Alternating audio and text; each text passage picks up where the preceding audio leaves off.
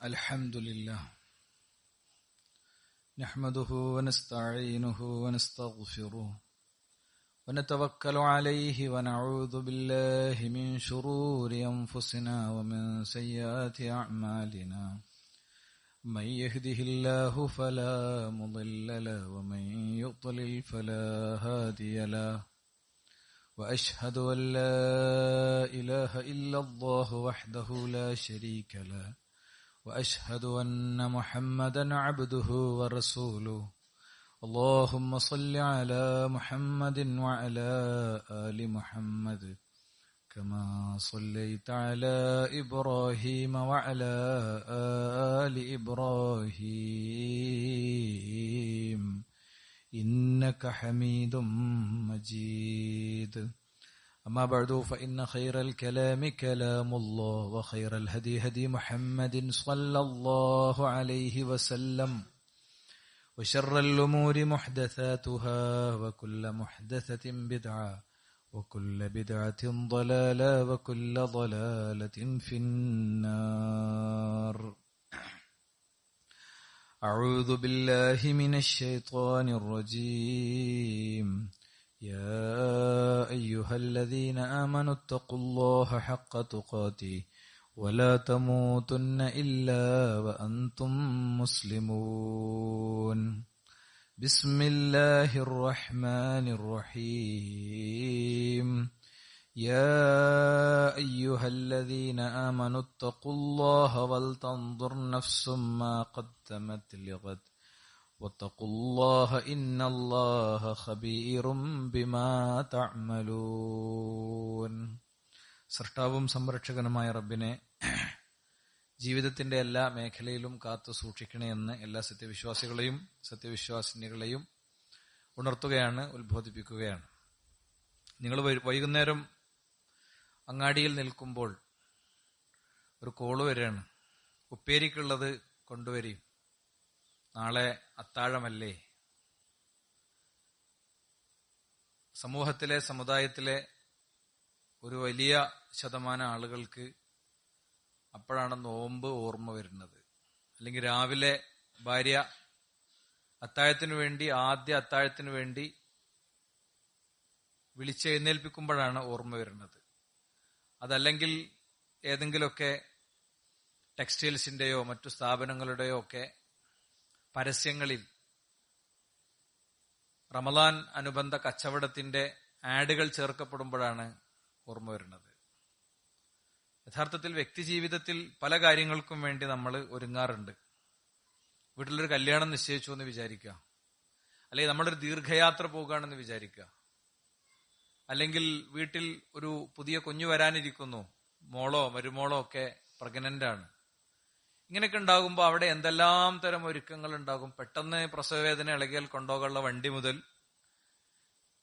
ചെലവാക്കാനുള്ള പൈസ വരെ ഒക്കെ സെറ്റാക്കി വെക്കും നമ്മൾ. ഇന്ന് ശഅബാൻ 14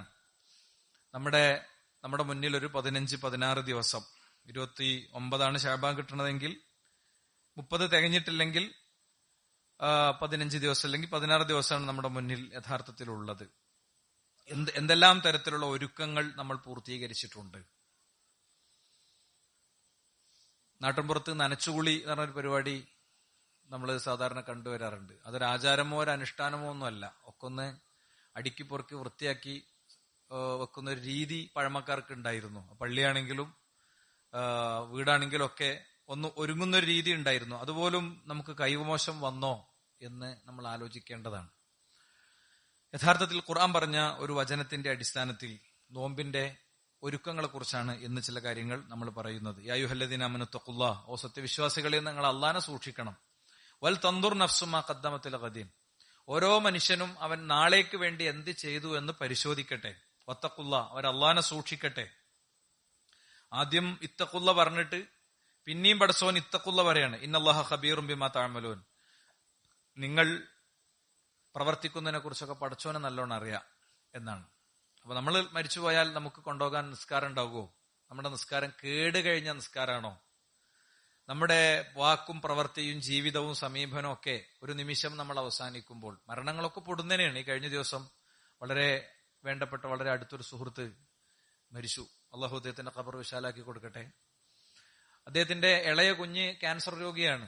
മറ്റൊരു കുഞ്ഞിന്റെ രോഗം ഏകദേശം സ്ഥിരീകരിച്ചിരിക്കുകയാണ്. ഒരു വീട്ടിൽ 2 കുഞ്ഞുങ്ങൾ ക്യാൻസർ രോഗികളൊക്കെ ആകുന്ന പശ്ചാത്തലത്തിൽ ഒരാൾ മരിക്കുമ്പോൾ യഥാർത്ഥത്തിൽ ആ കുഞ്ഞുങ്ങളെ നോക്കി വളർത്താനാണ് അദ്ദേഹത്തിന്റെ ജന്മനിയോഗമെങ്കിൽ ഇപ്പൊ അദ്ദേഹം മരിക്കല്ലോ വേണ്ടത്. അവിടെയൊക്കെ നമുക്ക് ദൃഷ്ടാന്തമുണ്ട്. ഖബറിൽ നരകത്തിലേക്ക് മനുഷ്യനെ തള്ളിയിടുന്ന സമയത്ത് അലൈസമീൻകും നിങ്ങൾക്ക് മുന്നറിയിപ്പുകാർ വന്നിട്ടില്ല, അലം യത്തിക്കും നദീർ, നിങ്ങൾക്ക് മുന്നറിയിപ്പുകാർ വന്നിട്ടില്ലേ എന്ന് നരകത്തിന്റെ കാവൽക്കാരായ മലക്കുകൾ മനുഷ്യനോട് ചോദിക്കുന്ന വിഷയം വിശദീകരിക്കുന്നിടത്ത് ഷേഖ് സഅദി റഹിമഹുല്ല പറഞ്ഞൊരു കാര്യമുണ്ട്. ഈ നദീർ എന്ന് പറഞ്ഞാൽ എന്താണ്? പ്രവാചകന്മാരും വേദഗ്രന്ഥങ്ങളൊക്കെ മാത്രമാണോ? അല്ല. മരണത്തെയും പരലോകത്തെയും മനുഷ്യന്റെ മോക്ഷത്തെയും ഒക്കെ ഓർമ്മിപ്പിക്കുന്ന, ചിന്തിപ്പിക്കുന്ന എന്തും അതാണ്. ശരിക്കും മനുഷ്യന്റെ മരണം ആ നിലക്ക് നമുക്ക് ഗുണപാഠാണ്.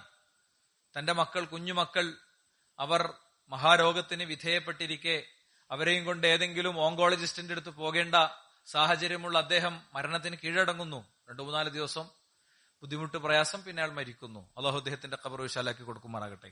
അതുകൊണ്ട് തന്നെ നമുക്ക് നോമ്പുമായി ബന്ധപ്പെട്ട് ഉള്ള ചില ഒരുക്കങ്ങൾ യഥാർത്ഥത്തിൽ ആവശ്യമുണ്ട്. അതിൽ ഒന്നാമത്തെ കാര്യം, നോമ്പിനോടൊരു ഇഷ്ടവും ആഗ്രഹവും സാധിക്കും വിധം ഉള്ള ഒരു മനസ്സുണ്ടാകുക. നമുക്ക് ഒരു കാര്യത്തോടെ ഒരു ആഗ്രഹം ഉണ്ടാവുമല്ലോ, അതിന് കിട്ടിയെങ്കിൽ, അതൊന്നും ചെയ്യാൻ പറ്റിയെങ്കിൽ, അവിടെ ഒന്നും എത്തിയെങ്കിൽ നമ്മൾ ആരോടും പറയേണ്ട, നമ്മളോട് ചോദിച്ചാൽ മതി. നമുക്ക് ആ നോമ്പിന്റെ ദിവസങ്ങളിലേക്ക് എത്തുന്ന ഒരു ആവേശം നമ്മുടെ ഉള്ളിലുണ്ടോ? നോമ്പിന്റെ ആ ഒരു സന്തോഷത്തിൽ നമ്മുടെ മോന്റെ കോൺവെക്കേഷൻ നടക്കാൻ പോവാണ്, 26-ാം തീയതി എന്നറിഞ്ഞു. ഓരോ ദിവസം അങ്ങനെ അവൻ 5 വർഷം MBBS പൂർത്തിയാക്കി ആൾക്കൂട്ടത്തിന് നടുക്ക് നിന്ന് അവൻ അത് വാങ്ങുന്നത് കാണാനുള്ളൊരു വലിയ ആവേശം ഉണ്ടാകും, അല്ലെ? അല്ലെങ്കിൽ ഭർത്താവ് വരികയാണ് 8-ാം തീയതി. അപ്പൊ ആ എയർപോർട്ടിൽ ഇങ്ങനെ കാത്തു നിൽക്കുമ്പോ കാണാനുള്ളൊരു കൊതി ഉണ്ടാവും. കുഞ്ഞ് ജനിക്കുകയാണ്, 10 വർഷത്തിന് ശേഷം കാത്തിരുന്നൊരു കുഞ്ഞ് ജനിക്കുകയാണ്. അപ്പൊ ഒരു ആഗ്രഹം ഉണ്ടാകും. ആ കുഞ്ഞിനെ ഇങ്ങനെ ലേബർ റൂമിൽ നിന്ന് ആ ഡോറ് തുറന്ന് സിസ്റ്ററും കൊണ്ട് തരുമ്പോ നമ്മുടെ ഉള്ളിലുള്ള ഒരു വല്ലാത്തൊരു ഫീൽ ഉണ്ടാകും. ഇതുപോലത്തെ ഒരു ഇഷ്ടവും ഒരു ആഗ്രഹവും നമുക്ക് നോമ്പിനോട് തോന്നി തുടങ്ങിയിട്ടുണ്ടോ? അങ്ങനത്തെ ഒരു മനോനിലയിലേക്ക് നമ്മൾ എത്തിയിട്ടുണ്ടോ എന്നുള്ളതാണ് ഒന്നാമത്തെ കാര്യം. എത്തിയിട്ടില്ലെങ്കിൽ അത് എത്താനുള്ള വഴി ഫളായിലുർ റമളാൻ പഠിക്കലാണ്. റമളാനിലൂടെ നമുക്ക് കിട്ടുന്ന ഫളലുകൾ പഠിക്കുക. എന്തൊക്കെയാണ്? നമ്മൾ വിശദമായി ഇന്ന് ഫളായിലുർ റമളാൻ പരിശോധിക്കണില്ല. പക്ഷെ ഒന്ന് ഞാൻ പറയാം. റസൂലുള്ളാഹി സ്വല്ലല്ലാഹു അലൈഹി വസല്ലം തങ്ങൾ ഇങ്ങനെ ഇരിക്കുമ്പോ സ്വഹാബികൾ വന്ന് പറഞ്ഞൊരു കാര്യമാണ്. എന്താണ്? ഒരു സ്വഹാബി സ്വപ്നം കാണുകയാണ് 2 മനുഷ്യന്മാരെ കുറിച്ച്. അവരുടെ പ്രത്യേകത, വകാന അഹദുഹുമ അശദ്ദു ഇജ്തിഹാദം മിൻ സാഹിബിഹി, 2 ആള് വകാന ഇസ്ലാമുഹുമ ജമീഅൻ, 2 പേരും ഒരേ ദിവസം ഇസ്ലാം സ്വീകരിച്ചു പ്രവാചകന്റെ മുന്നിൽ വന്ന്. ഒരാൾ മറ്റാളെക്കാളും കഠിനാധ്വാനം ചെയ്തിരുന്നു. ഫഗസൽ മുജ്തഹിദു മിൻഹുമ ഫസ്തുഷ്ഹിദ, ആ 2 ആളിൽ ജിഹാദ് ചെയ്തു ഒരു മനുഷ്യൻ രക്തസാക്ഷിത്വം വരിച്ചു, അയാൾ മരണപ്പെട്ടുപോയി. 2ാമത്തെ ആള് പിന്നീട് 1 വർഷവും കൂടി കഴിഞ്ഞ് മരണപ്പെട്ടുപോയി. ഒരു സ്വഹാബി സ്വപ്നം കാണുകയാണ്. എന്താ സ്വപ്നം? ഈ 2ാമത് മരണപ്പെട്ടു പോയ ആള് ആദ്യം സ്വർഗത്ത് കിടക്കുന്നതും അയാളെ പിന്നാലെ 2ാമത് ആദ്യം മരണപ്പെട്ടു പോയ ആള്, രക്തസാക്ഷിത്വം വരിച്ച ആള് സ്വർഗത്തിൽ പോകുന്നതും സ്വപ്നം കാണുകയാണ്. അപ്പൊ അവരും ഇങ്ങനെ സംസാരിക്കും, ഞാൻ ഇന്നലെ ഇങ്ങനെ സ്വപ്നം കണ്ടു, അങ്ങനെ ഉണ്ടാവോ ഒന്ന്. അപ്പൊ അത് കേട്ടുകൊണ്ട് റസൂലുള്ളാഹി സ്വല്ലല്ലാഹു അലൈഹി വസല്ലം തങ്ങൾ വരികയാണ്, പ്രവാചകനോട് ചോദിക്കുകയാണ്, അലൈസ ഖദ് മക്കസ ഹാദാ ബഅദഹു സന, ഈ മനുഷ്യൻ അദ്ദേഹത്തെക്കാളും 1 കൊല്ലം കൂടുതൽ ജീവിച്ചില്ലേ? മാത്രല്ല വഅദറക റമളാന ഫസാമഹു, അയാൾ 1 റമളാനിലും കൂടി ജീവിച്ചു, ആ റമളാൻ നോൽക്കുകയും ചെയ്തില്ലേ എന്നാണ്. അപ്പൊ ഇസ്ലാമിന് വേണ്ടി രക്തസാക്ഷിത്വം വരിച്ച ഒരാളെക്കാളും സ്വർഗത്തിൽ പ്രവേശിക്കുന്നിടത്ത് ഒരു പടി മുന്നിലാകാനുള്ള കാരണം എന്താ? അയാൾ 1 റമളാനിൽ ജീവിച്ചതാണ്, 1 വർഷവും കൂടി ആയുസ് കിട്ടിയതാണ്. അപ്പൊ ദീർഘായുസ് കിട്ടാനും അമലു സ്വാലിഹാത്ത് നിർവഹിക്കാനുള്ള തൗഫീഖ് കിട്ടാനാണ് വിശ്വാസികൾ പ്രാർത്ഥിക്കേണ്ടത്. അപ്പൊ ഒരു മനുഷ്യന്റെ സ്വർഗപ്രവേശത്തിൽ ആ നോമ്പിന് ഒരു വലിയ സ്ഥാനമുണ്ട്. ആ സ്ഥാനം ഉൾക്കൊള്ളുമ്പോ അതിലേക്ക് എത്തിയെങ്കിൽ പടച്ചോനെ എന്നുള്ള ഒരു വലിയ മനസ്സുണ്ടാകും. ആ കാലത്ത് ഇനി പനിക്കാതിരുന്നാൽ മതിയായിരുന്നു, ആ കാലത്ത് കാല് പൊട്ടി വീട്ടിൽ ഇരിക്കാതിരുന്നാൽ മതിയായിരുന്നു, എനിക്ക് നിസ്കാരങ്ങൾക്കൊക്കെ ശരിക്ക് പോകാൻ പറ്റിയാൽ മതിയായിരുന്നു എന്നുള്ളൊരു വല്ലാത്ത ഫീലിംഗ് നമ്മുടെ മനസ്സിലുണ്ടാകും. അപ്പൊ അങ്ങനത്തെ ഒരു മനോനിലക്ക് വേണ്ടിയുള്ള വായന, പഠനം, കേൾവിയൊക്കെയാണ് ഉണ്ടാകേണ്ടത്. അഹ്ലം റമളാൻ പരിപാടികൾ വ്യാപകമായി നാട്ടിൽ നടന്നു വരുന്നു. ഇൻഷാ അല്ലാഹ് 24-ാം തീയതി തിങ്കളാഴ്ച നമ്മുടെ പള്ളിയിൽ നോമ്പിനെ വരവേൽക്കുന്നതുമായി ബന്ധപ്പെട്ട അതിന്റെ ഫിഖ്ഹു ഒക്കെ ഉൾപ്പെടുത്തിയിട്ടുള്ള ഒരു ക്ലാസ് നടക്കുന്നുണ്ട്. അതിൽ പങ്കെടുക്കാൻ ഇൻഷാ അല്ലാഹ് ശ്രദ്ധിക്കുക. അടുത്ത ഖുതുബയിലും കുറച്ച് കാര്യങ്ങളൊക്കെ നമുക്ക് പറയാം. 2ാമത്തെ കാര്യം, നോമ്പ് നമുക്ക് ശരിക്കും അനുഷ്ഠിക്കാൻ കഴിയണമെങ്കിൽ നോമ്പിലേക്ക് എത്തും മുമ്പ് നമ്മുടെ മനസ്സിനെയും കർമ്മങ്ങളെയും ഒക്കെ ഒന്ന് കൃത്യതപ്പെടുത്തുക എന്നുള്ളത് വളരെ പ്രധാനപ്പെട്ട ഒരു കാര്യമാണ്. നമ്മുടെ തിന്മകളെ നമ്മൾ ഒഴിവാക്കുക എന്നുള്ളത് വളരെ പ്രധാനപ്പെട്ട ഒരു കാര്യമാണ്. റസൂലുള്ളാഹി സ്വല്ലല്ലാഹു അലൈഹി വസല്ലം തങ്ങൾ പറഞ്ഞു, ഇന്നൽ മുഅ്മിന ഇദാ അദ്നബ ദംബൻ കാനത് നുക്തത്തുൻ സൗദാഉ ഫീ ഖൽബിഹി. ഒരു വ്യക്തി ഓരോ തെറ്റും ചെയ്യുമ്പോൾ അയാളുടെ ഹൃദയത്തിൽ ഒരു കറുത്ത കുത്തു വീഴുന്നുണ്ട്. ഫഇൻ താബ വനസഅ, അവൻ പശ്ചാത്തപിക്കുകയും ആ തിന്മയിൽ നിന്ന് പിന്നോട്ട് പോരുകയും ചെയ്താൽ, വസ്തഗ്ഫറ, അങ്ങനെ അവൻ ഇസ്തിഗ്ഫാർ നടത്തിയാൽ, സഖല മിൻഹ, അതിൽ നിന്ന് അവൻ ക്ലീൻ ആക്കപ്പെടും.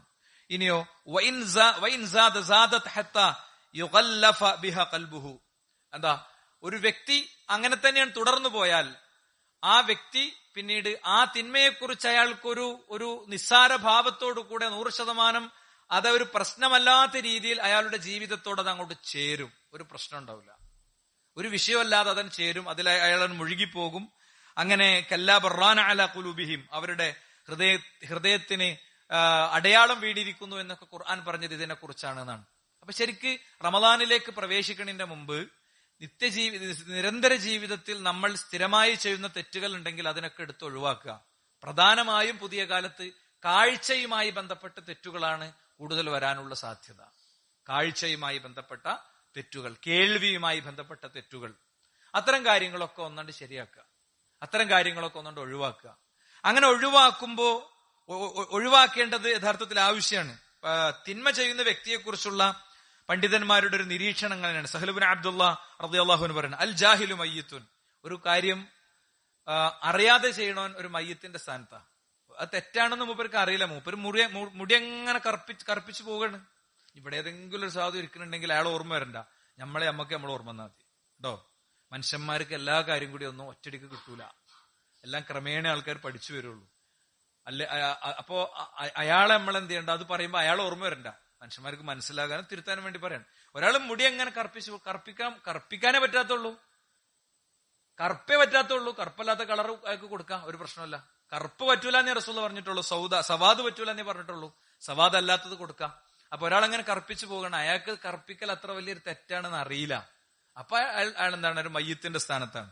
ഇനിയോ വന്നാസി നായിമുൻ, മറന്നുകാണ്ടൊരു തെറ്റ് ചെയ്ത ആള്, മറന്നുകാണ്ടൊരു തെറ്റ് ചെയ്തു, അയാൾ ആരാണ്? അയാളൊരു ഉറങ്ങണവനെ പോലെയാണ്. വല ആസി സക്രാൻ, അറിഞ്ഞുകൊണ്ട് പാപം ചെയ്യുന്നവനോ അവൻ ഒരു ലഹരി ബാധിച്ചവനെ പോലെയാണ്. ഇനി വൽ മുസിർ, തെറ്റ് മുഴുവൻ ബോധ്യപ്പെട്ടിട്ടും അത് പ്രാമാണികമായി ശരിയല്ലെന്ന് ബോധ്യപ്പെട്ടിട്ടും അതിൽ ഉറച്ചു നിൽക്കുന്ന ആളോ ഹാലിക്കുൻ, അവൻ നശിക്കുന്നവൻ എന്ന ഗണത്തിലാണ് പെടുക എന്നാണ്.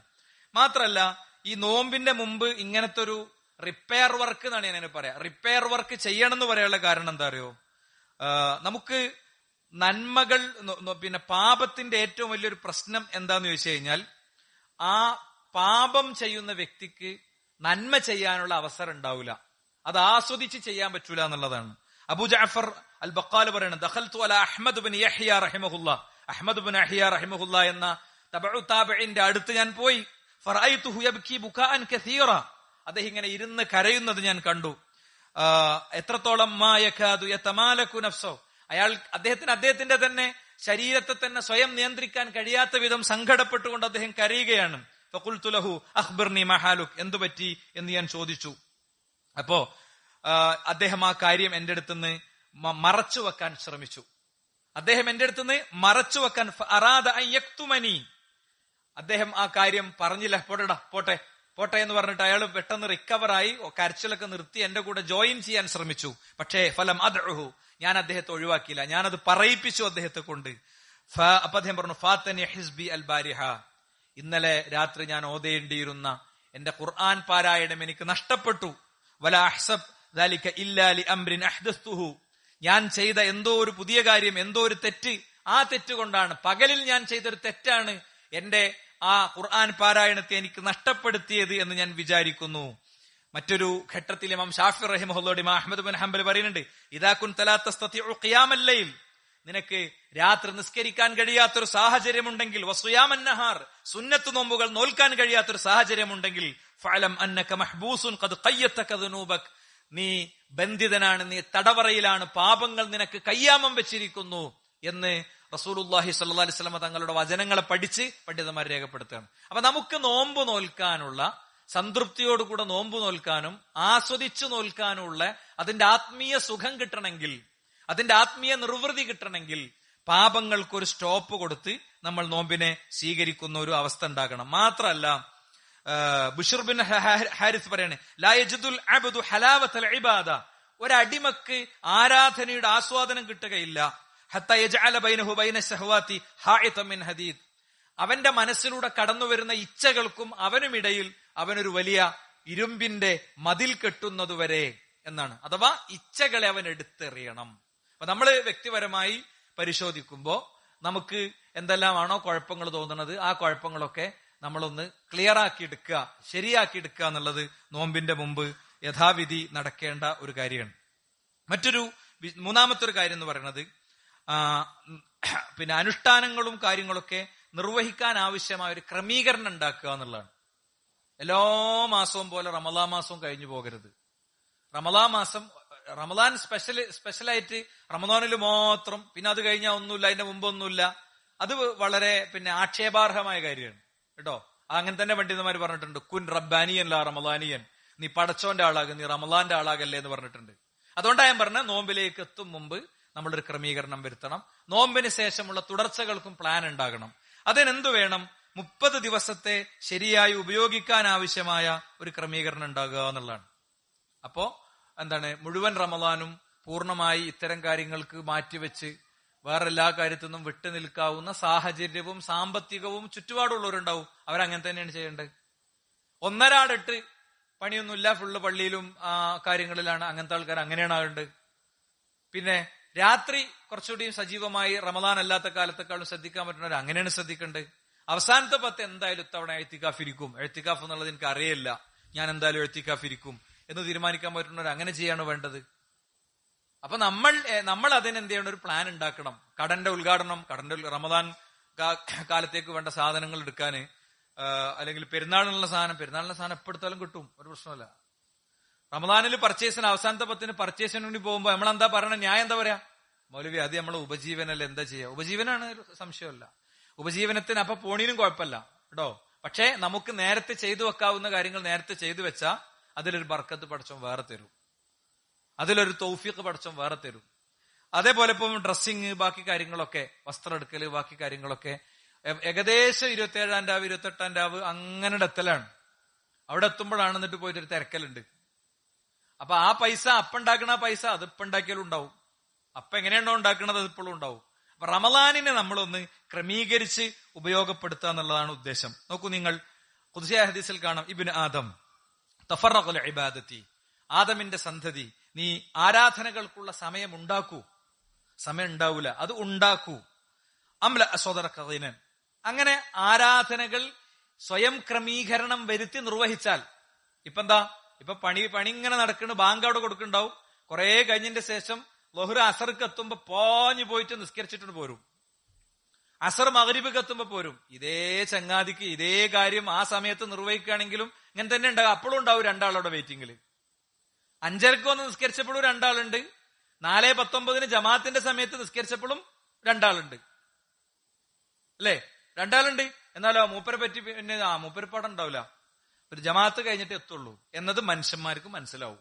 അപ്രായോഗികമായ കാര്യമൊന്നുമല്ല ഞാൻ പറയുന്നത്. ഇതൊക്കെ എത്രയോ മനുഷ്യന്മാര് പ്രായോഗികമായി നടപ്പിലാക്കുന്നതാണ്. നിസ്കാരത്തിന്റെ കാര്യത്തിലൊക്കെ വളരെ വലിയ അശ്രദ്ധകൾ സമൂഹത്തിൽ പലരും ഇപ്പോഴും കാണിക്കുന്നുണ്ട്. നിസ്കാരമില്ലാത്തവന്റെ കാര്യം എന്താ സുഹൃത്തുക്കളെ? നിസ്കാരം ഉണ്ടാകാരണം കുത്തി മറിഞ്ഞ് നീച്ചു പോകുന്നതിന്റെ അർത്ഥം തന്നെ എന്തെങ്കിലും കാട്ടി കുത്തി മറിഞ്ഞ് നീച്ചു പോകുന്ന. നമസ്കാരം ഫർളായ ഒരു കാര്യമാണ്. ആ ഫർളായ കാര്യം അറിഞ്ഞും പഠിച്ചും സമയബന്ധിതമായിട്ടും നിർവഹിക്കണം. അസ്വലാത്തു അലാ വക്തിഹ എന്ന റസൂൽ പഠിപ്പിച്ച്, നിസ്കാരം അതിന്റെ വക്തിന് നിർവഹിക്കണം. വക്തിന് പിന്നെ അത് വൈകി നിസ്കരിച്ചാൽ പടച്ചോൻ അത് എടുക്കുമെന്ന് പോലും അറിയില്ല എന്നാണ്. അതുകൊണ്ട് അത്തരം കാര്യങ്ങളിൽ നമ്മൾ ഒന്നുകൂടി ശ്രദ്ധിക്കണം. ഒരു വ്യക്തി അങ്ങനെ ആരാധനകൾ നിർവഹിക്കാനുള്ള ക്രമീകരണം വരുത്തിയാൽ, തഫറഖൽ ഇബാദത്തി, എന്റെ ആരാധനകൾക്ക് വേണ്ടി നീ ഒഴിവ് സമയം ഉണ്ടാക്കൂ. അങ്ങനെ ഉണ്ടാക്കിയാലോ അംല സദറഖീനൻ, നിന്റെ ഹൃദയത്തിൽ ഞാൻ ഐശ്വര്യം ഇട്ട് തരും. എന്താ ഹൃദയത്തിൽ ഐശ്വര്യം ഇട്ട് തരാർന്ന? പലപ്പോഴും പിന്നെ നമ്മൾ ഈ ഒരു ആശയം വിശദീകരിച്ചിട്ടുണ്ട്. നമ്മളുടെ ഒരു ചുറ്റുപാടും സാഹചര്യവും ഒക്കെ നമുക്ക് അനുകൂലമായി വരികയും നമുക്കതിൽ സംതൃപ്തി തോന്നുകയും ചെയ്യാം.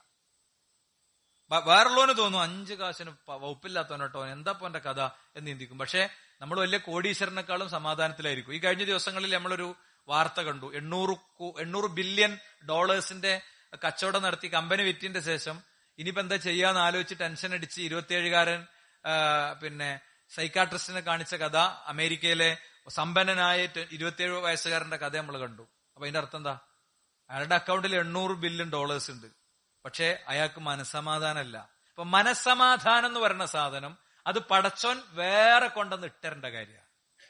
ഞാൻ ഈ 4 ദിവസം മുമ്പ് ഒരു വീട്ടിൽ പോയി. ഒരു പിന്നെ നമ്മൾ വാർത്തയിലൊക്കെ കണ്ടു, ഒരു പെൺകുട്ടി ആദ്യം ആത്മഹത്യ ചെയ്തു. അതിന്റെ ശേഷം ആ പെൺകുട്ടിയുടെ പ്രണയത്തിലുണ്ടായിരുന്ന ചെറുപ്പക്കാരൻ ഇന്നലെ ആത്മഹത്യ ചെയ്തു. അപ്പൊ പെൺകുട്ടിന്റെ വീട്ടിൽ അങ്ങനെ ഒരു ഞാൻ ആ അടുത്തൊരു പ്രദേശത്ത് പരിപാടിക്ക് വന്നപ്പോ കാണണമെന്ന് അവർ ആവശ്യപ്പെട്ടതിന്റെ അടിസ്ഥാനത്തിൽ പോയി. അവർ ഉമ്മാനോടൊക്കെ ഒന്ന് സംസാരിക്കാൻ പോകാൻ കാരണം എന്താ അറിയോ? മലവി ഞങ്ങളെ വീട്ടിലെല്ലാവരും മാനസിക രോഗികളാവും. അവള് തൂങ്ങിയെടുത്ത് ഞങ്ങളും തൂങ്ങുന്നിടത്തേക്ക് പോണേ ഒരവസ്ഥയാണ് ഉള്ളത്. അവള് കെട്ടിത്തൂങ്ങി നിൽക്കണ ചിത്രം കണ്ടു. അത് അവരുടെ കുട്ടികളുടെയും കുടുംബത്തിന്റെ ആർക്കും ഉറക്കല്ല. റൂമിലെല്ലാരും തിരിഞ്ഞു മറിഞ്ഞും കിടക്കുകയാണ് 4 ദിവസമായിട്ട്. ഒരു പോളെ കണ്ണടച്ചിട്ടുള്ള കുട്ടികളടക്കം. അവരങ്ങനെ കണ്ടാൽ നമുക്കത് മനസ്സിലാവും. അപ്പൊ നിങ്ങൾ ആലോചിച്ച് നോക്കൂ സഹോദരന്മാരെ, മനസ്സമാധാനം നഷ്ടപ്പെടുക എന്ന് പറയുന്നത് ഒരു ചെറിയ സംഗതി ഒന്നല്ല. ഭൂമിയിൽ വേറെ എന്തൊക്കെ ഉണ്ടായിട്ടും കാര്യമില്ല, മനസ്സമാധാനം പോയാൽ കഴിഞ്ഞില്ലേ. അതാണ് അംല സ്വതറഖീനൻ, നിങ്ങളുടെ ഹൃദയത്തിൽ ഞാൻ ഐശ്വര്യം ഇട്ടേറും. ഹൃദയത്തിൽ നിങ്ങൾ കോടീശ്വരനായിരിക്കും. ഹൃദയത്തിൽ നിങ്ങൾ സമാധാനത്തിന്റെ കോടീശ്വരനായിരിക്കും. അതുകൊണ്ട് തീർന്നില്ല. വാസുദ്ദു ഫഖറക്, നിങ്ങളെ ദാരിദ്ര്യം ഞാൻ തടയും. റബ്ബ പറയണത്. നമ്മൾ പായണത് എന്തിനാ? നമ്മൾ പായണത് ഫഖർ, നമ്മൾ സമ്പത്ത് ഉണ്ടാക്കാനാ. അപ്പോഴാണ് ദീനും പരലോകവും പടച്ചോനൊക്കെ പൊളിഞ്ഞാടണത്. നിസ്കാരമില്ല, ഓത്തുമില്ല, ദിക്റുമില്ല, ഒന്നുമില്ല, ആകെ പായാണ്. എന്നിട്ട് ഏതെങ്കിലും ഒരു സമയത്ത് എന്തെങ്കിലും ഒന്ന് പിന്നെ ഓഫറുകൾ ഉണ്ടാവും. 25,000 രാവിന് പിന്നെ ഒറ്റ 25,000 രാവാണ് ചില ആൾക്കാർക്ക് ആകെ നോമ്പ് അല്ലേ. അന്ന് എല്ലാവരും കൂടി ഒന്ന് കൂടിങ്ങാണ്ട് കുറച്ച് ചീരണിയും കഴിച്ച് പിരിഞ്ഞാൽ സംഗതി റെഡിയായി എന്നുള്ളിടത്താണ് സമുദായം ഉള്ളത്. അല്ലെങ്കിൽ ബറാഅത്ത് രാവ്, അങ്ങനെ കുറച്ച് ഓഫറുകൾ ഉണ്ടാക്കി വെച്ചിട്ടുണ്ട്. ആ ഓഫർമ കഴിച്ചിലാകുള്ള പരിപാടിയാണ്. നോക്കൂ, നിങ്ങൾ ഇതല്ല പറയണത്. നമുക്ക് സാധ്യമാകും വിധം നമ്മുടെ ജീവിതത്തിൽ ക്രമീകരണങ്ങൾ വരുത്തി മുന്നോട്ട് പോയാൽ എന്താ, നിന്റെ ദാരിദ്ര്യം ഞാൻ തടയും. വഇല്ലാ തഫഅൽ, നീ അങ്ങനെ ചെയ്തില്ലെങ്കിൽ മലഅതു സദറക ശുഗ്ലൻ, നിന്റെ ഹൃദയത്തിൽ ഞാൻ തിരക്കുകൾ ഇട്ടു തരും. വലം അസുദ്ദു ഫഖറക്, നിന്റെ ദാരിദ്ര്യം ഞാൻ തടയുകയും ഇല്ല എന്നാണ് റസൂലുള്ളാഹി സ്വല്ലല്ലാഹു അലൈഹി വസല്ലം തങ്ങൾ ഈ ഹദീസ് പറയുന്നതിന് മുമ്പ് ഓതിയ ആയത്ത് എന്താ അറിയോ? മൻ കാന യുരീദു ഹർസൽ ആഖിറത നസിദ് ലഹു ഫി ഹർസിഹി, ആരെങ്കിലും പരലോകത്തിന്റെ കൃഷിയാണ് ഉദ്ദേശിച്ചതെങ്കിൽ നാം അവന് വർദ്ധിപ്പിച്ചു കൊടുക്കും. വമൻ കാന യുരീദു ഹർസദ് ദുനിയ, ദുന്യാവിന്റെ ഓഹരിയാണ് അവൻ ആഗ്രഹിച്ചതെങ്കിൽ നുഅ്തിഹി മിൻഹ, അവന് നാം അത് കൊടുക്കും. വമാ ലഹു ഫിൽ ആഖിറതി മിൻ നസീബ്, പരലോകത്തേക്ക് പിന്നൊന്നും ഉണ്ടാവുകയില്ല. അല്ലെ? അപ്പം സഹോദരന്മാരെ, വിഷയങ്ങൾ നമ്മൾ അങ്ങനെ തന്നെ എടുക്കണം. ഈ റമദാനിലെ ക്രമീകരണമാണല്ലോ നമ്മൾ പറയുന്നത്. എനിക്കറിയുന്ന ചില വ്യക്തികളെ ഉദാഹരണമായിട്ട് പറയാൻ തോന്നുന്നുണ്ട്. ഒരാള് 3 ഫോൺ ഉണ്ടാവും ഇവരുടെ കയ്യിൽ. വർഷങ്ങളായി കാണുന്ന ഒരു കാഴ്ചയാണ്. 3 ഫോണ്, ഒരു ഫോൺ അടിക്കും, മറ്റേ ഫോൺ അടിക്കും, ഇങ്ങനെ ഫോണും വേണ്ട പരിപാടി ഫുള്ള്. പലതരം ബിസിനസ് ഉള്ള ആളാ. പക്ഷെ റമദാനായ ഈ 3 ഫോണും മൂപ്പര 3 സ്റ്റാഫിന്റെ അടുത്തേക്ക് കയറും. എന്നിട്ട് മൂപ്പര ബിസിനസ് എവിടെയെങ്കിലും കൂട്ടിമുട്ടിയതോ ഇടിച്ചതോ ഒന്നും ഞാൻ കണ്ടിട്ടില്ല. അല്ലെങ്കിലും ബിസിനസ് ഒക്കെ ചെയ്യുന്ന ആളുകളോട് നമ്മൾ പറയാണ്, ബിസിനസ് നമ്മൾ ബിസിനസ്സിലാണ് ചെയ്യണമെങ്കിൽ, ഫിനാൻസ് സർക്യൂട്ടിലെ ബിസിനസ് ആണെങ്കിൽ അതിനെ പ്രൊഫഷണലൈസ് ചെയ്യുക എന്നുള്ളത് ഒരു പ്രധാന കാര്യമാണ്. എന്ത് വേണമെങ്കിലും നമ്മളുണ്ടെങ്കിലേ നടക്കുള്ളൂ. നമ്മൾ മരിച്ചാൽ അപ്പൊ എന്താ ബിസിനസ് കാട്ടുക? നമ്മളെ ബിസിനസ് നമ്മളായിട്ട് കൈകാര്യം ചെയ്യേണ്ട ഒരു ഏരിയ ഉണ്ടാവും. അത് വേറെ ആർക്കും കൊടുക്കാനൊന്നും പറ്റൂല. അപ്പൊ മറ്റോ ചിലപ്പോൾ നമ്മൾ ഊരിങ്ങാണ്ട് പോകും. അത് വേറെ കാര്യമാണ്. പക്ഷെ നമ്മൾ ഒന്ന് പനിച്ചു കിടന്ന അപ്പൊ ബിസിനസ് ലോക്കാകുക, നമ്മളൊന്ന് രാത്രി നിസ്കാരത്തിന് പോയാൽ അപ്പൊ പ്രശ്നമാകുക എന്നുള്ള അവസ്ഥയ്ക്ക് പോകാതെ നോക്കണം. അല്ലെ? ഒരുപക്ഷെ ഞാൻ എല്ലാ വർഷവും 1 മാസം മുമ്പ് പറയുന്ന ഖുത്ബേത്, 1 മാസം മുമ്പ് പറയുന്ന ഖുത്ബയുണ്ട്, അത് ഒന്നും കിട്ടും ഒരാഴ്ച വൈകിയ വരണം. അപ്പോഴൊക്കെ ഞാൻ കോട്ട് ചെയ്യുന്ന ഒരാളുണ്ട്. ഇങ്ങനെ 1 മാസം മുമ്പ് ഒരു ഖുത്ബ പറയാൻ എനിക്കുള്ള പ്രേരക എന്താ അറിയോ? ഒരിക്കലും യാത്രയിൽ ഞാൻ ഒരുപാട് തവണ പറഞ്ഞ കാര്യം, അത് അത്രയും ഫിറ്റാണ് അത്. അതുകൊണ്ട് അത് അങ്ങനെ തന്നെ ആവർത്തിക്കുകയാണ്. ഒരു യാത്രയിൽ ഒരു മനുഷ്യനെ പരിചയപ്പെട്ടു. അയാള് പുറത്തെ ഒരു സ്റ്റേറ്റില് ജോലി ചെയ്യുന്ന ആളാണ്. അപ്പൊ മൂപ്പര്, എനിക്കറിയില്ല, മൂപ്പര് എന്നെ ഒന്ന് പരിചയപ്പെട്ടു. അപ്പൊ അങ്ങനെ ചോദിച്ചപ്പോ പറഞ്ഞു, നിങ്ങളെങ്ങനെ വന്നു പോലും എന്ന് വെച്ചു. വന്നു പോലും എന്ന് വെച്ചു. മൂപ്പര് പറഞ്ഞു, ഞാനിപ്പോ വന്നിട്ട് 1 മാസം 10 ദിവസമായി. ആ ഒരു എന്താ പറയാ, എണ്ണത്തിൽ എനിക്കൊരു കൗതുകം തോന്നിയുണ്ട്. എന്താ അങ്ങനെയെന്ന് വെച്ചാൽ, ഇപ്പൊ റമദാനിലെ 30 ദിവസം, പിന്നെ 6 നോമ്പും, പിന്നെ ഒരു 4 ദിവസം കുട്ടികളുടെ കൂടെ നിന്നാണ് പോവുകയാണ്. ഒരു പണി എന്താ അറിയോ? ഇവർക്ക് പാത്ര കച്ചവടമാണ്. ഫുട്പാത്തിലെ പാത്ര കച്ചവടം. ഞാൻ കഴിഞ്ഞല്ലോ ഇതേ സമയത്ത് ഈ വിഷയം പറഞ്ഞിട്ടുണ്ട്. ഫുട്പാത്തിലെ പാത്ര കച്ചവടമാണ്. അപ്പൊ എന്താ പരിപാടി? മൂപ്പര് റമദാൻ മാസം ആവുമ്പോ മൂപ്പർക്ക് ഭാര്യനെയും കുട്ടികളെയും ഒക്കെ പള്ളിയിലൊക്കെ കൊണ്ടുപോയി അങ്ങനെയൊക്കെ വേണമെങ്കിൽ മൂപ്പര് നാട്ടിൽ വേണം. 5 കിലോമീറ്റർ അപ്പുറത്താണ് തൗഹീദുള്ള പള്ളിയുള്ളത്. അപ്പൊ അതുകൊണ്ട് സ്വാഭാവികമായിട്ടും മൂപ്പര് എന്ത് ചെയ്യും? റമദാനിൽ. അപ്പൊ ഞാൻ നിങ്ങൾ എങ്ങനെ ഇതിന്റെ നിങ്ങളപ്പോ സാമ്പത്തിക കാര്യങ്ങളൊക്കെ എങ്ങനെ മാനേജ് ചെയ്യലെന്ന് വെച്ചു. ഞാൻ റമദാനിന് മുമ്പ് തന്നെ കുറച്ചൊരു ഓവർ ടൈം പണിയെടുത്തിട്ട് എന്ത് ചെയ്യും, അത്യാവശ്യം കുറച്ച് പൈസ ഒക്കെ ഉണ്ടാക്കി വെക്കും. പിന്നെ ഭാര്യ മക്കളൊക്കെ അങ്ങനെ ഉൾക്കൊള്ളേണ്ട ഒരാൾക്കാരാണ്. അപ്പൊ എന്താ അത് ഓവർ ടൈം ഫുട്പാത്തിൽ സജീവാണിന്റെ മുമ്പ് ഇപ്പൊ ഇങ്ങനെ ചുറ്റിക്കറങ്ങി നടക്കും. പാത്രം വേണോ പാത്രം എന്ന് വെച്ചിട്ട്. എന്താ കാര്യം? റമദാനാണല്ലോ മുമ്പിലെ ഉദ്ദേശം. ഇങ്ങനൊന്നും ചെയ്യാതെ തന്നെ എത്രയോ ആളുകൾക്ക് അവരുടെ കാര്യങ്ങൾ ക്രമീകരിക്കാൻ പറ്റും, അല്ലേ? ഇപ്പം ജോലിയിലൊക്കെ ഉള്ള, സർവീസിലൊക്കെ ഉള്ള ആളുകളെ സംബന്ധിച്ചിടത്തോളം അവർക്ക് ഇഷ്ടംപോലെ ലീവുകൾ ഉണ്ടാവും. ഈ ലീവ് എന്നുള്ളത് വളരെ വ്യവസ്ഥാപിതമായും ശ്രദ്ധിച്ചുപയോഗിക്കേണ്ട ഒരു കാര്യമാണ്. അവസാനം സർവീസിൽ നിന്ന് റിട്ടയർഡ് ആണിന്റെ മുമ്പ് കൊണ്ട് ഒരു 3 മാസം ലീവ് ഒന്നിച്ച്. അയാൾ ശരിക്കും ഏറ്റവും കൂടുതൽ അവിടെ ഉണ്ടാകേണ്ടതും അയാളുടെ കുട്ടികളോട് ചേരേണ്ടതും അയാളുടെ ഭംഗിയായ ദൗത്യം നിർവഹിക്കേണ്ടതൊക്കെ അപ്പോഴാണ്. അത് ഒന്നിച്ചെടുക്കേണ്ടി വരുന്നത് എന്തുകൊണ്ടാ? ബാക്കപ്പ് ഉള്ളതുകൊണ്ടാണ്. അത് ആവശ്യമുള്ളത് വെറുതെ ലീവ് എടുക്കണ്ട, പക്ഷെ ആവശ്യങ്ങൾക്ക് എടുക്കാലോ. 10 ദിവസം അയാൾ എത്തിക്കാഫ് ഇരുന്നാൽ ആ 10 ദിവസം അയാൾക്ക് ലീവ് ഉണ്ടെങ്കിൽ ഞാൻ പറഞ്ഞേ അയാൾക്ക് ശമ്പളം കിട്ടും. ശമ്പളം കിട്ടിക്കൊണ്ടിരിക്കുകയാണ്, കിട്ടാനുള്ള വകുപ്പ് ഉണ്ടായിരിക്കുകയാണ്. മൂപ്പരെന്ത് ചെയ്യണത്? അതൊക്കെ കൂടെ അവസാനം ഈ 56-ാം വയസ്സിൽ ഇതാക്കുമ്പോ പരമാവധി പറ്റും. എന്തിനാ? പേരക്കുട്ടികളുണ്ടാവുമല്ലോ, നോക്കാനൊക്കെ പറ്റും. വലിയ സൗകര്യം തന്നെയാണ്, അല്ലേ? അപ്പൊ സുഹൃത്തുക്കളെ, ഞാൻ പറഞ്ഞത് ഒരു ക്രമീകരണം യഥാർത്ഥത്തിൽ ആവശ്യമുണ്ട്. ആ ക്രമീകരണം നമ്മൾ കൊണ്ടുവരിക. പിന്നെ 5-ാമത്തെ ഒരു കാര്യം കൂടി പറയാം. ഭക്ഷണം കുറക്കുക. ഭക്ഷണപ്പം തന്നെ ഒന്ന് കുറച്ച് തുടങ്ങുക. ഭക്ഷണം ഒരു എല്ലാ അതിർത്തിയും വിട്ടിട്ടാണ്. ഇപ്പൊ ഇന്ന് ഏതൊരു പിന്നെ പ്രമുഖനായൊരു വ്യക്തിയുടെ അദ്ദേഹത്തിന് ക്യാൻസർ ബാധിച്ചതിന്റെ ശേഷമുള്ള ഒരു ഇന്റർവ്യൂവിന്റെ ഒരു പാർട്ട് കണ്ടിയാണ്. അങ്ങനെ സ്ക്രോൾ ചെയ്തപ്പോ എന്താ അൽഫാമം എന്നാണ് എനിക്കിത് വന്നത് എന്ന് പറഞ്ഞിട്ട്. അപ്പൊ ഫാസ്റ്റ് ഫുഡൊക്കെ ഒരു ഭയങ്കര സംഭവമായി വന്നൊരു കാലത്താണ് നമ്മൾ ജീവിക്കുന്നത്. വീട്ടിലെ ഭക്ഷണം അടക്കം അങ്ങനെയായി മാറുന്ന ഒരു കാലത്താണ് ജീവിക്കുന്നത്. അപ്പൊ ഭക്ഷണത്തിലൊക്കെ ഒരു ക്രമീകരണം കൊണ്ടുവരിക. മൻ ഖല്ല തഅമുഹു, ഭക്ഷണത്തിൽ കുറക്കുന്ന വ്യക്തി ഫഹിമ വഅഫഹമ, അവന് കൂടുതൽ മനസ്സിലാവും, അവന് മനസ്സിലാക്കി കൊടുക്കാനുള്ള കഴിവുണ്ടാകും. വസഫ വറഖ, അവന്റെ ഹൃദയത്തിന് ഒരു ശാന്തതയും നൈർമല്യതയും ഉണ്ടാകും. വഇന്ന കസറത്ത് തആം, ഭക്ഷണത്തിന്റെ ആധിക്യം തംനഉ സാഹിബഹ അൻ കസീരി മിമ്മ യുരീദ്, അവൻ ഉദ്ദേശിക്കുന്ന ഒരുപാട് കാര്യത്തിൽ നിന്ന് അവന് തടസ്സമുണ്ടാക്കുന്ന ഒന്നായിരിക്കും എന്ന് പഠിപ്പിക്കുകയാണ്. അങ്ങനെ ഒരുപാട് കാര്യങ്ങളുണ്ട് ആ വിഷയത്തിൽ, ഞാൻ അങ്ങോട്ട് പോകുന്നില്ല. ഇനി 5-ാമത്തെ ഒരു കാര്യം, പതിവാക്കേണ്ട കുറെ കാര്യങ്ങൾ ഇപ്പൊ തന്നെ തുടങ്ങുക എന്നുള്ളതാണ്. ഇപ്പൊ രാത്രി നിസ്കാരം നമുക്കിപ്പോ തന്നെ തുടങ്ങാം. ഇത്രയും ദിവസം സുന്നത്ത് നോമ്പെടുക്കാത്ത അളിഞ്ഞ് നോമ്പെടുക്കാൻ പറ്റൂല. 15 കഴിഞ്ഞാൽ പിന്നെ നോമ്പെടുക്കാൻ പറ്റൂല. അത് മസ്അലയാണ്. സ്ഥിരമായിട്ട് തിങ്കളും വ്യാഴൊക്കെ നോറ്റുവരുന്നാക്ക് തുടരാന്നല്ലാതെ സ്പെഷ്യലായിട്ട് ഇപ്പഞ്ഞ് നോമ്പ് തുടങ്ങാൻ പറ്റില്ല. നേരത്തെ ചെയ്യേണ്ടതായിരുന്നു. മാത്രമല്ല, ഈ പറയുന്ന ശഅബാൻ മാസത്തെ കുറിച്ച് അള്ളാഹുവിന്റെ റസൂൽ പറഞ്ഞത് ജനങ്ങൾ അശ്രദ്ധമാകുന്ന മാസം എന്നാണ്. ഇതിന്റെ മഹത്വം അറിയാതെ ജനങ്ങൾ അശ്രദ്ധമാകും. റജബും റമദാനും രണ്ടും പ്രധാനപ്പെട്ട മാസമാണ്. അതിന്റെ ഇടയിൽ ഇത് ആളുകൾ അശ്രദ്ധമായി പോകുന്ന മാസമാണ് എന്ന് തന്നെ നമുക്ക് പഠിപ്പിച്ചത് കാണാൻ കഴിയും. മറ്റൊരു കാര്യം, കർമ്മശാസ്ത്ര മസ്അലകളൊക്കെ പഠിക്കുക. സ്ത്രീകൾ നോറ്റുവിട്ടാലുണ്ടാവും നോറ്റുവീട്ടുക. അതേപോലെ തന്നെ രോഗികളുടെ ഓഹരി കൊടുക്കാണ്ടാവും, അത് കൊടുക്കുക. രോഗികളുടെ നോൽക്കാത്തവരുടെ ഓഹരി കൊടുക്കേണ്ടത് എന്ത് ചെയ്യുക? ശരിയാം വിധം കൊടുക്കുക. ഇങ്ങനെ കർമ്മശാസ്ത്ര മസ്അലകളൊക്കെ ശരിയാം വിധം പഠിച്ച് ക്ലിയറാക്കുക. അള്ളാഹു അനുഗ്രഹിക്കുമാറാകട്ടെ.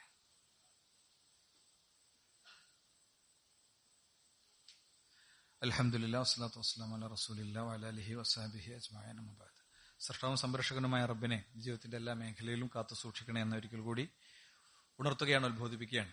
സഹോദരങ്ങളെ, ഓരോ ദിവസവും കേൾക്കുന്ന വാർത്തകളും സംഭവങ്ങളൊക്കെ നമ്മുടെ ഞെട്ടൽ 100% ഇല്ലാതാക്കുന്ന അവസ്ഥയാണുള്ളത്. ഇപ്പോ ഓണെയറിൽ 4-5 പയ്യന്മാര് കൂടി ഒരു കുട്ടിയെ ലോഷൻ തേച്ച് അവന്റെ ശരീരത്തിൽ ക്രൂരമായി കോമ്പസ് വെച്ച് ഉപദ്രവിക്കുന്നതിന്റെ വീഡിയോ ആണ് നമ്മുടെ കൺമുന്നിലൂടെ കടന്നുപോയിക്കൊണ്ടിരിക്കുന്നത്. 1 വർഷം മുമ്പാണ് വെറ്റിനറി കോളേജിൽ ഒരു കുട്ടിയെ റൂമിലിട്ട് പട്ടിണിക്കിട്ട് തച്ചു കൊന്ന വാർത്തക്ക് നമ്മൾ സാക്ഷിയായത്. എങ്ങനെയൊക്കെയാണ് കൊലയുടെ വ്യത്യസ്ത മോഡലുകൾ നടപ്പിലാക്കുന്നു, ആത്മഹത്യ നടക്കുന്നു, അതൊക്കെ ഇങ്ങനെ എവിടെയോ വിദൂരത്താണ് എന്ന് ചിന്തിക്കുന്നിടത്ത് നിന്ന് നമ്മുടെ കൺമുന്നിലേക്ക് ഓരോന്നും വരുന്നൊരു സാഹചര്യം ഉണ്ട്. അപ്പോ ശരിയായ ഉത്തരവാദിത്തം തീർച്ചയായും രക്ഷിതാക്കൾക്കുണ്ട്, അധ്യാപകർക്കുണ്ട്, സമൂഹത്തിനുണ്ട്, നമ്മുടെ സംവിധാനങ്ങൾക്കുണ്ട്. അത് ഓരോരുത്തരും അവരുടേതായ അർത്ഥത്തിൽ പാർട്ടിൽ അത് നിർവഹിക്കപ്പെടുക എന്നുള്ളത് വളരെ പ്രധാനമാണ്. സംവിധാനങ്ങൾക്ക് ഇതൊക്കെ ചെയ്യുന്നത് വലിയ പരിമിതിയുണ്ട്. നമ്മള് ലഹരിയുമായി ബന്ധപ്പെട്ട ഒരു ചർച്ച കഴിഞ്ഞ ദിവസം നിയമസഭയിൽ ഉണ്ടായിരുന്നു. അപ്പോ ലഹരിയുമായി ബന്ധപ്പെട്ട് സർക്കാർ ചെയ്ത കാര്യങ്ങൾ മന്ത്രി വിശദീകരിച്ചത് ശ്രദ്ധിച്ചു. എന്താ, സോഴ്സിൽ പോയി, ഹൈദരാബാദിൽ പോയി വലിയൊരു MDMA ഫാക്ടറി പൂട്ടിയ കാര്യം അദ്ദേഹം പറഞ്ഞു. അങ്ങനെയുള്ള വളരെ പ്രശംസനീയമായ ചില കാര്യങ്ങൾ അദ്ദേഹത്തിന്റെ സംസാരത്തിൽ വന്നു. അതേ സമയത്ത് ഇത് പ്രതിരോധിക്കുന്നിടത്ത് ഡിപ്പാർട്ട്മെന്റിനെ സംബന്ധിച്ചിടത്തോളം ഒരുപാട് പരിമിതിയുണ്ട്. എന്താണ്, 2 കോടി സെൽഫ് ഗോളുകൾ, 2 കോടി എന്താ പറയാ ഷൂട്ട് ഔട്ടുകൾ സംഘടിപ്പിച്ചു. അതേപോലെ തന്നെ മനുഷ്യചങ്ങല സംഘടിപ്പിച്ചു. ഇതിമെന്നൊക്കെ പൊതുവെ ഇന്നത്തെ സാഹചര്യത്തിൽ സ്പോർട്സ് ആണ് പരിഹാരം എന്നൊക്കെ പറയും. ആയിക്കോട്ടെ, സ്പോർട്സ് പരിഹാരം അല്ല എന്നൊന്നും ഞാൻ പറയണില്ല. ഇന്നത്തെ സാഹചര്യത്തിൽ ടർഫുകൾ കേന്ദ്രീകരിച്ചാണ് ഈ ലഹരിയൊക്കെ ഏറ്റവും കൂടുതൽ വിതരണം ചെയ്യപ്പെടുന്ന സാഹചര്യം ഉള്ളത്. അപ്പം ഇതിന്റെ യഥാർത്ഥ പരിഹാരം എന്ന് പറയുന്നത് ഈ കുട്ടികളുടെ ഇന്നത്തെ അവസ്ഥ മനസ്സിലാക്കുക എന്നുള്ളതാണ്. രക്ഷിതാക്കളും ചിലപ്പോഴെങ്കിലും അധ്യാപകരും പിന്നെ സിലബസ് സംബന്ധമായ കാര്യങ്ങളിലുള്ളവരൊക്കെ 1990കളിൽ ജീവിക്കുന്നു എന്നുള്ളത് ഞാൻ വളരെ ബോധപൂർവം പറയും. കുട്ടികൾ എന്താണ്, അവരുടെ അവസ്ഥ എന്താണ്, അവരുടെ കാര്യങ്ങൾ എന്താണെന്ന് പോലും അറിയാത്തൊരു സാഹചര്യത്തിലാണ്. നിങ്ങളിപ്പം പ്രണയത്തെക്കുറിച്ചൊക്കെ പറഞ്ഞാല് കുട്ടികൾക്കൊരു പ്രശ്നമല്ല, അതൊന്നും ഇല്ലപ്പോ. ആ സാധനമൊന്നും ഇപ്പല്ല. ഒരു പെൺകുട്ടിക്ക് ഇങ്ങനെ കത്ത് കൊടുക്കുക, അവളെ പിന്നാലെ ഇങ്ങനെ നടക്കുക, ചൊറിഞ്ഞുകൂടുക, അതൊന്നും ഇപ്പല്ല. ഇപ്പൊക്കെ സിസ്റ്റാകെ മാറി. ഇപ്പൊ ബെസ്റ്റിയാണ്. ബെസ്റ്റിമെന്നും വിട്ടു. ഈ കഴിഞ്ഞൊരു 3 മാസത്തിന്റെ ഇടയ്ക്ക് വേറെ പുതിയ അപ്ഡേഷൻ വന്നിട്ടുണ്ട്. ഓരോന്നും സ്ക്രീനിൽ വരുന്നതിനനുസരിച്ച് നമ്മളെ കുട്ടികൾ മാറിക്കൊണ്ടിരിക്കുകയാണ്. നമ്മളെ മുമ്പിൽ ഒരു വളരെ ഓക്കെയാണ്, നമ്മളെ കൺമുന്നിൽ നിന്ന് പോകുമ്പോഴാ പ്രശ്നം. ഈ പറഞ്ഞ കുട്ടിയെ കോമ്പസ് വെച്ച് ദ്രോഹിക്കണേ കുട്ടിയൊക്കെ, ഇവനൊക്കെ നമ്മുടെയൊക്കെ ചുറ്റുപാടുന്നാണ്. 2 മലപ്പുറം ജില്ലയിൽ നിന്നാണ്, 2 ഇവിടുന്ന് ഒരു 40 കിലോമീറ്റർ അപ്പുറത്ത് വണ്ടൂരൊക്കെ ഉള്ള കുട്ടികളാണ് പലരും. അതുകൊണ്ട് ഇതൊക്കെ വേറെ ഏതോ ആളുടെ മക്കളെ കുറിച്ചാണെന്നുള്ള വിചാരം നമ്മൾ എന്ത് ചെയ്യണം, ഒഴിവാക്കണം. കുട്ടികൾക്ക് ശരിയായ വീക്ഷണങ്ങളും കാഴ്ചപ്പാടുകളും കൊടുക്കണം. നമ്മൾ കൊടുക്കേണ്ടത് നമ്മൾ കൊടുത്തേ പറ്റൂ. അവരെ മാത്രം പറഞ്ഞുകൊണ്ട് കാര്യമില്ല. അവര് ജീവിക്കുന്നത് അങ്ങനത്തെ ഒരു അന്തരീക്ഷത്തിലാണ്, അങ്ങനത്തെ ഒരു സാഹചര്യത്തിലാണ്. അവർക്ക് പോസിറ്റീവായി ഒന്നും കിട്ടുന്നില്ല. അവര് ത്രില്ലർ ഫിലിമുകളും ഇടിരംഗങ്ങളും ഒക്കെയാണ് പലപ്പോഴും കാണുന്നത്. അതുകൊണ്ട് ഇതൊക്കെ നോർമലൈസ് ചെയ്യപ്പെട്ടു പോകും അല്ലെ. ഒരു മൃഗത്തെ അറക്കാൻ വരുമ്പോ നമ്മൾ ഇങ്ങനെ നോക്കും, അറക്കണ ആൾ വേഗം അറുത്തിടും. എന്താ കാര്യം, ഓല സ്ഥിരം ചെയ്യുന്ന കാര്യമാണ്, ഓൽക്ക പ്രശ്നമല്ല. അപ്പൊ അതാണ് നോർമലൈസ് ആകുക എന്ന് പറഞ്ഞു കഴിഞ്ഞാൽ. എന്താ, അതിനോട് താതാത്മ്യം പ്രാപിക്കുക. അപ്പൊ അത്തരം കാര്യങ്ങൾ മുന്നിൽ കാണണം. ഞാൻ കഴിഞ്ഞ ദിവസം ഈ കാരക്കുന്ന വീട്ടിലിരുന്നപ്പോ എനിക്ക് വല്ലാതെ ഫീൽ ചെയ്തൊരു കാര്യമാണ്. നമ്മളിങ്ങനെ ആളുകളോടൊക്കെ പറയുന്നുണ്ട്, നമ്മളെ കുടുംബക്കാർക്കും അയൽവാസികൾക്കും ബാക്കിയുള്ളവർക്കൊക്കെ ഈ വിഷയത്തിൽ നമുക്ക് അറിയുന്ന കാര്യങ്ങളും പറയാൻ പറ്റുന്ന കാര്യങ്ങളും പറയണം എന്നുള്ളത്. എന്റെ വീട്ടിൽ ഞാനൊരു പ്രോഗ്രാം ഇന്ന് വെച്ചിട്ടുണ്ട്, ഒരു ക്ലാസ് വെച്ചിട്ടുണ്ട്. ഉള്ള സൗകര്യത്തിലൊക്കെ ഇരുന്ന്, ഭയങ്കര സെറ്റപ്പ് പരിപാടിയൊന്നുമല്ല, ഉള്ള കുറച്ചാൾ തിണ്ടും ഇരിക്കും, കുറേ സ്റ്റൂളും ഇരിക്കും, അങ്ങനെ ചെറിയൊരു മൈക്ക് വെച്ചിട്ടുള്ള വളരെ ചെറിയൊരു പരിപാടിയാണ്. ഒരു ഗ്ലാസ് ചായയും ഒരു ബിസ്ക്കറ്റും എല്ലാവർക്കും കൊടുക്കും. അതാണ് പരിപാടി. അപ്പൊ അതിൽ കുടുംബിനികളെ പ്രത്യേകിച്ച് പങ്കെടുപ്പിക്കാൻ ശ്രമിക്കുക. സാധിക്കുന്ന ആളുകളെ പരിപാടിക്ക് വരിക, ഉള്ള സൗകര്യങ്ങൾ ഉപയോഗിച്ച് 3 ക്ലാസ് ഇൻഷാ അല്ലാഹ് വെക്കണം എന്ന് വിചാരിക്കുന്നുണ്ട്. എന്റെ ബന്ധുക്കൾക്കും കുടുംബങ്ങൾക്കും ഒക്കെ വേണ്ടിയാണ്. അവരെയും കൂടി ഉദ്ദേശിച്ചിട്ടാണ് ഇൻഷാ അല്ലാഹ് ഒരു സെഷൻ വെച്ചിട്ടുള്ളത്. പരമാവധി പങ്കെടുക്കാൻ പറ്റുന്ന ഇതെന്റെ കുടുംബമായിട്ടാണ് ഞാൻ പരിഗണിക്കുന്നത്. ആ നിലക്ക് പങ്കെടുക്കാൻ കഴിയുന്ന ആളുകൾ പങ്കെടുക്കണം എന്നറിയിക്കുന്നു. കുട്ടികളെ കൊണ്ടുവരേണ്ടതില്ല, കുട്ടികളെ വീട്ടിൽ നിർത്തിയിട്ടുണ്ട് പോരാ, കുട്ടികളെ ആവശ്യമില്ല. കുട്ടികൾ വരല് വേറെ അല്ലാതെ നിർവാഹമല്ല എന്ന് വിചാരിക്കുന്നവർ മാത്രം കൊണ്ടുവന്നാൽ മതി. കുട്ടികൾ കേട്ടിട്ടല്ല നമ്മൾ അവർ കൈകാര്യം ചെയ്യേണ്ട പ്ലാൻ മനസ്സിലാക്കേണ്ടത് എന്നുള്ളതുകൊണ്ടാണ് ഇങ്ങനെ തന്നെ പറയുന്നത്. അള്ളാഹു നമ്മിൽ നിന്ന് സ്വീകരിക്കുമാറാകട്ടെ. നമ്മുടെ ഈ പള്ളിയിലെ നമ്മുടെ ഒരു വളരെ അടുത്ത സുഹൃത്ത്, അദ്ദേഹത്തിന്റെ വിവാഹ ജീവിതത്തിലേക്ക് കടക്കണം നാളെ. അള്ളാഹു ആ കുട്ടികൾക്ക് അവരുടെ ദാമ്പത്യത്തെ മനോഹരമാക്കി കൊടുക്കുമാറാകട്ടെ. വിവാഹപ്രായമെത്തിയ നമ്മുടെ ആൺകുട്ടികൾക്കും പെൺകുട്ടികൾക്കും അനുയോജ്യരായ ദമ്പതിമാരെ അള്ളാഹു പ്രദാനം ചെയ്യുമാറാകട്ടെ. നമ്മുടെ ഒരു സഹപ്രവർത്തകന്റെ പേരക്കുട്ടി ഒരു ചെറിയ ശാരീരിക പ്രയാസവും ബുദ്ധിമുട്ടൊക്കെ കഴിഞ്ഞ് സർജറി ഒക്കെ കഴിഞ്ഞ് അങ്ങനെ ആ കുട്ടി ജീവിതത്തിലേക്ക് തിരിച്ചു വന്നുകൊണ്ടിരിക്കുകയാണ്. എന്താണോ ഉണ്ടായത് അത് ഒന്നും ഉണ്ടായിട്ടേ ഇല്ല, ഒന്നും സംഭവിച്ചിട്ടേ ഇല്ല എന്ന രീതിയിൽ തന്നെ ആ കുട്ടിയുടെ ഭാവി അള്ളാഹു സുരക്ഷിതമാക്കി കൊടുക്കുമാറാകട്ടെ. അതുകൊണ്ട് ഗുണമാണ് ഉണ്ടായത് എന്ന് പിന്നീട് ചിന്തിക്കാവുന്ന എന്നുള്ള തൗഫീഖിനെ അള്ളാഹു പ്രദാനം ചെയ്യുമാറാകട്ടെ. അല്ലാഹുമ്മ ഗ്ഫിർ ലിൽ മുഅ്മിനീന വൽ മുഅ്മിനാത്ത്, അല്ലാഹുമ്മ അഇസ്ൽ ഇസ്ലാമ വൽ മുസ്ലിമീൻ വഅദിൽ ശിർക വൽ മുശ്രിക്കീൻ, റബ്ബനാ ആതിനാ ഫിദ് ദുനിയ ഹസന വഫിൽ ആഖിറതി ഹസന റബ്ബനാ വഖിനാ അദാബൻ നാർ. ആമീൻ ആമീൻ ബിറഹ്മതിക യാ അർഹമർ റഹീമീൻ. വൽഹംദുലില്ലാഹി റബ്ബിൽ ആലമീൻ. വസല്ലല്ലാഹു